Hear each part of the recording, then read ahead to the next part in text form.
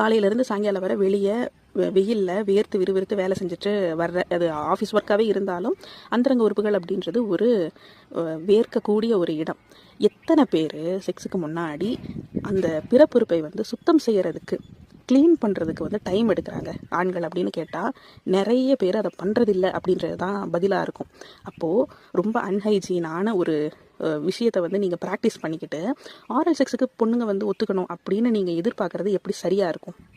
Genital hygiene பற்றியோ இல்லை இந்த ஒரு உடலுறவு அப்படின்றதுக்கு முன்னாடி ஏற்படுத்த வேண்டிய அந்த மனநிலை, அந்த இணக்கத்தை பற்றியோ எந்த விதமான புரிதலும் இல்லாமல் பொண்ணுங்க இதுக்கு ஒத்துக்கிறதே இல்லை அப்படின்னு கம்ப்ளைண்ட் பண்ணுறது எந்த வகையில் நியாயமாக இருக்கும்? இது ஃபஸ்ட்டு விஷயம். அடுத்தது, பொண்ணுங்களுக்கு செக்ஸில் இன்ட்ரெஸ்டே இல்லை அப்படின்ற ஒரு பெரிய குற்றச்சாட்டை இவங்க சொல்லிகிட்டே இருக்காங்க.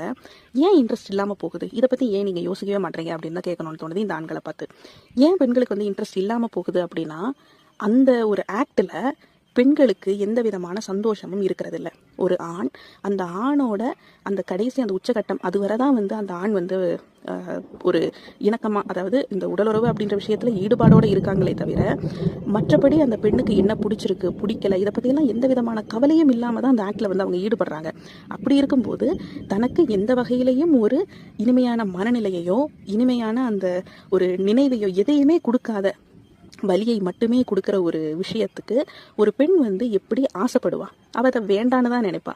அதே மாதிரி இங்கே நிறைய பெண்கள் கணவன் கூப்பிட்டா போயே ஆகணும், அந்த பெண்ணுக்கு விருப்பம் இருக்கோ இல்லையோ போயே ஆகணும் அப்படின்னு தான் கற்பிக்கப்பட்டிருக்காங்க.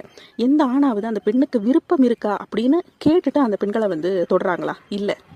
மனைவியாகவே இருந்தாலும் அந்த பெண்ணுக்கு அந்த நேரத்தில் அது வேணுமா வேணாமா அப்படின்னு முடிவெடுக்கிறதுக்கான அந்த சுதந்திரம் இருக்குது அப்படின்றத பற்றி ஆண்கள் யோசிக்கிறதில்ல. நான் தான் தாலி கட்டிட்டேன்ல, எப்போ கூப்பிட்டாலும் நீ தான் ஆகணும், இந்த மனநிலை தான் இருக்கே தவிர அந்த பெண்ணுக்கு ஒரு விருப்பம் இருக்குது அதை பற்றி நம்ம யோசிக்கணும் அப்படின்ற மனநிலையே இல்லாமல் இருக்கும்போது முழுக்க முழுக்க எந்த விதமான பெனிஃபிட்டுமே அனுபவிக்காத ஒரு பெண் அந்த ஆண் தனக்கு இது வேணும் அப்படின்னு, செக்ஸ் வேணும் அப்படின்னு சொல்லி கேட்கும்போது அந்த பெண் ஒரு ஜடம் மாதிரி தான் பிஹேவ் பண்ண முடியும். அதை மீறி நீங்கள் எதிர்பார்க்குறது அப்படின்றதுக்கு நீங்கள் ஃபஸ்ட்டு உங்கள் பிஹேவியரை மாற்றிக்கணும். ஃபஸ்ட்டு மென்டலி ஃபிசிக்கலி உங்கள் மனைவியை கொஞ்சம் ஒரு கம்ஃபர்டான இடத்துல வைங்க. அந்த கம்ஃபர்ட்னஸையே நீங்கள் கொடுக்காம, அந்த காதலையே நீங்கள் கொடுக்காம, எந்த வகையிலையும் ஒரு இணக்கத்தையே ஏற்படுத்தாமல் படுக்கையில் மட்டும் நீங்கள் படங்களில் பார்க்குற மாதிரி ஒரு செக்ஸ் வேணும் அப்படின்னு நீங்கள் எதிர்பார்க்குறது கம்ப்ளீட்லி ரப்பிஷான ஒரு எதிர்பார்ப்பு.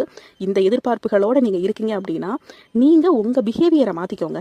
மனைவி கிட்ட ஒரு இணக்கத்தை வெளிப்படுத்துங்க. அவங்களுக்கு என்ன பிடிச்சிருக்கு பிடிக்கலன்றதை அட்லீஸ்ட் டிஸ்கஸ் பண்ணுங்கள். எதுவுமே பண்ணாமல் எல்லாத்துக்கும் நான் இழுக்கிற இழுப்புக்கெல்லாம் நீ வரணும், ஆனால் நீ நான் எதிர்பார்த்த மாதிரி நடந்துக்கணும் அப்படின்னு நினைக்கிறது எல்லாமே முட்டாள்தனம். கொஞ்சம் நீங்களே யோசிச்சு பாருங்கள், உங்களுக்கே இதெல்லாம் புரியும்.